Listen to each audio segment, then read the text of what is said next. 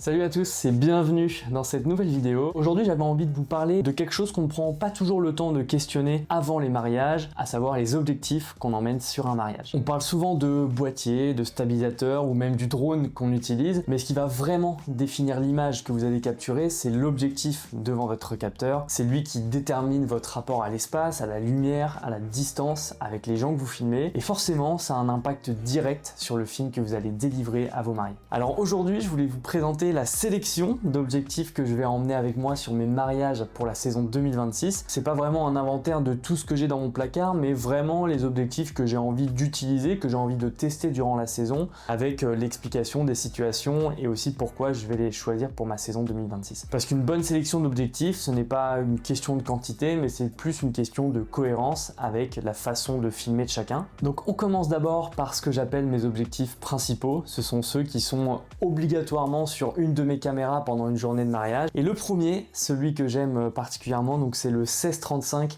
à ouverture 2.8 de la gamme G Master de Sony, la deuxième version. C'est vraiment celui que j'utilise pour mes plans de contexte. À chaque fois que j'arrive sur un lieu, c'est vraiment les premiers plans que je filme avec lui, que ce soit le lieu de réception encore vide, un setup de cérémonie donc avant que les invités s'installent, ou même dans pas mal de configurations tout au long de la journée avec le couple. C'est vraiment le 1635 qui pose l'espace, qui un peu donne la respiration, qui permet de situer le spectateur dans l'environnement des mariés. Il entre aussi beaucoup en jeu sur le vin d'honneur quand les gens se mélangent, quand il y a de l'animation et du mouvement dans tous les sens, et à une ouverture 2.8 constant sur toute la plage. La lumière aussi en fin de journée pose aucun problème. Le fait d'avoir aussi un diamètre de 82 mm en façade et qui est le même que sur le 24-70 dont je vais vous parler juste après, permet aussi d'avoir une meilleure gestion des filtres ND tout au long de la journée, et donc ça c'est aussi un confort. C'est pas un objectif que j'utilise pour le reportage serré ou pour capter des émotions de près, évidemment, et c'est aussi pour ça que mon second objectif que je vais vous présenter prend le relais juste après. Et donc effectivement le deuxième objectif, c'est toujours dans la gamme G Master, le 24-70 à ouverture 2.8, deuxième version également de chez Sony. Lui c'est vraiment mon petit chouchou, et si je devais prendre qu'un objectif pendant la journée, ce serait celui-là. Que ce soit pendant la cérémonie civile ou religieuse, les discours du soir ou même l'entrée en salle, les câlins qu'il peut avoir après le oui, les bisous, etc.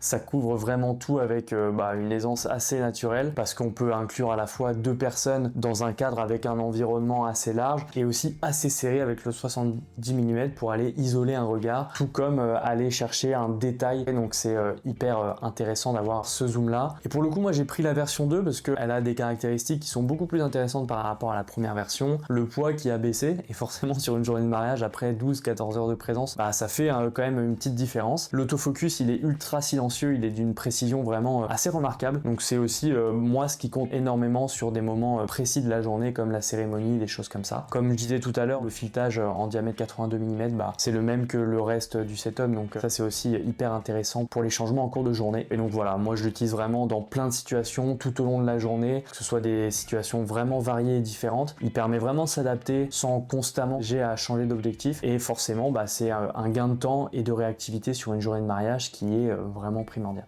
Bon, avant de parler du prochain objectif, je voulais parler du sponsor de cette vidéo qui est Vidflow. Vous commencez à les connaître maintenant. Vidflow, c'est la plateforme qui permet de créer de superbes galeries privées entièrement personnalisables en lien avec votre marque. Honnêtement, c'est l'outil le plus élégant et le plus simple que j'ai trouvé sur le marché. Vidflow vous permet de créer de superbes galeries privées entièrement personnalisables, et sans que les mariés aient besoin de créer de compte. Ils peuvent regarder leurs films directement sur leur télé via les plateformes de streaming. Et ce que j'aime beaucoup avec Vidflow, c'est que leur philosophie est hyper simple. On a la possibilité de uploader uniquement ce qu'on livre aux mariés, et donc on n'a pas à se soucier d'avoir un abonnement mensuel à payer tous les mois. C'est vraiment un paiement à l'usage. Et après, si on veut aller plus loin, ils proposent aussi désormais des abonnements pour ceux qui veulent avoir plus de volume. C'est le cas des plans Pro et Ultimate avec plusieurs téraoctets inclus par an, la possibilité de livrer maintenant des photos et des vidéos, et même d'enlever le white label pour que le logo Vidflow se retire, et donc personnaliser l'expérience de marque à fond. De mon côté, j'ai encore poussé l'expérience un peu plus, puisque maintenant ma galerie Vidflow est directement incorporée sur mon site internet grâce à leur système d'embed code, ce qui me permet de l'intégrer dans une mini page dédiée aux mariés. Bref, si vous voulez vraiment élever l'expérience de livraison de votre film de mariage, je vous recommande vraiment Vidflow à 100%. Allez y jeter un œil via le lien dans la description. Et j'ai réservé aussi une petite surprise, puisque sur les plans Pro et Ultimate, vous bénéficiez de 10% avec le code WFC10. Sur ce, on reprend la vidéo avec le prochain objectif. Et donc le troisième objectif, c'est un peu le mastodonte du setup, un peu plus lourd que les autres, c'est le 35-150 à ouverture 2 à 2.8 de chez Tamron. Hyper pratique. Celui-là, il a une place relativement importante dans ma sélection de la saison, mais pour des situations qui sont assez spécifiques. Ce que j'aime bien avec cet objectif, c'est qu'il va me permettre de me rendre un peu invisible pendant des moments qui sont peut-être un peu plus chargés émotionnellement. En général, je le pose aussi sur un trépied durant toute la cérémonie pour capter les discours, tout en restant justement à distance et ne pas déranger les invités ou le couple. Et le reste de la journée, je peux alterner sans bouger entre un plan qui est plutôt large avec un plan justement qui va être hyper serré. Donc ça va me permettre en un temps record d'aller chercher justement des compositions d'images qui sont vraiment différentes. Donc c'est ce qui est vraiment intéressant avec ce 35-150 de chez Tamron. Pour moi, il permet vraiment d'avoir une approche beaucoup plus documentaire qui est super intéressante aussi sur un mariage. Et effectivement, l'ouverture à 2 jusqu'à effectivement 2.8, c'est comme on en parlait, hyper pratique aussi pour des situations en basse lumière. Par contre, effectivement, le petit bémol, c'est son poids, parce que effectivement, qu'on le pose sur un setup main levée ou même sur un stabilisateur, on le sent, je pense, en fin de journée. Donc ça, c'est un peu la petite limite. Et aussi le fait que ce soit pas un objectif stabilisé, qui fait que à partir du moment où on apporte un peu de mouvement, on va vite avoir des micro-tremblements qui se ressentent forcément à l'image. Donc voilà, mais malgré tout, ça reste vraiment un indispensable sur une journée de mariage, et c'est pour ça qu'il est avec moi dans mon setup. Le quatrième objectif que je vous présente, c'est le 16 mm, de nouveau un Sony de la gamme G Master, donc c'est le Sony 16 mm à focale fixe à ouverture 1.8. Celui-là, c'est vraiment l'objectif qui est vraiment très lumineux et que j'utilise dans des situations assez précises. Il n'est pas indispensable à mon setup, j'utilise vraiment pour avoir un flou d'arrière-plan qui soit hyper joli, pour aussi récupérer de l'information quand la lumière ambiante est assez faible. Donc j'utilise principalement sur des situations très précises, que ce soit en journée ou en soirée. La focale effectivement de 16 mm, ça lui donne un côté forcément hyper immersif qui colle très bien à certaines étapes de la journée, comme les préparatifs, comme les moments aussi très naturels d'ambiance où on va pouvoir se rapprocher du couple et des invités quand je sais pas, il y a de la danse ou quelque chose comme ça. Donc c'est vraiment un objectif qui est hyper intéressant et que moi j'utilise de manière occasionnelle tout au long de la journée. Et effectivement ça vaut le coup d'avoir cet objectif dans son sac très clairement. Et enfin, on termine cette petite sélection par le cinquième objectif du setup qui va être avec moi dans le sac tout au long de la saison, mais que je vais utiliser vraiment pour pareil des plans très particuliers puisqu'il ressemble finalement au 16 mm de chez Sony. C'est le 11 mm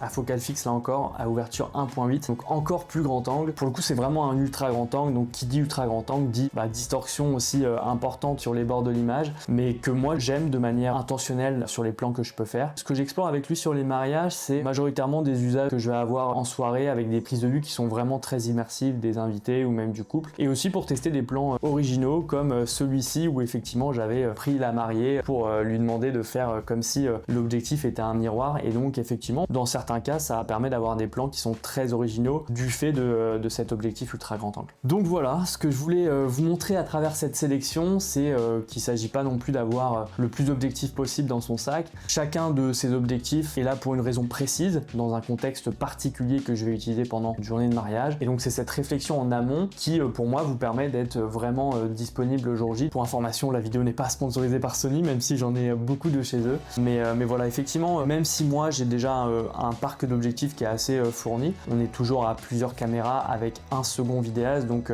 c'est aussi intéressant d'avoir matière à pouvoir changer tout au long de la journée. Et effectivement, c'est une réflexion à avoir de votre côté, de se dire que les objectifs que vous allez utiliser, il faut qu'ils aient un usage particulier, précis, pour que vous puissiez être pertinent dans la manière dont vous allez filmer sur une journée de mariage. Et selon moi, une sélection d'objectifs, c'est aussi un point de vue sur la façon dont vous filmez, et ça vaut vraiment la peine d'y réfléchir avant le début de saison. Voilà, j'espère que cette vidéo vous aura plu. N'hésitez pas, comme d'habitude, à vous abonner pour ne pas manquer les prochaines. Et dites-moi en commentaire quel est l'objectif que vous ne quittez jamais sur votre mariage, ça me ferait plaisir d'avoir vos retours. Donc sur ce, je vous dis à très bientôt pour une nouvelle vidéo.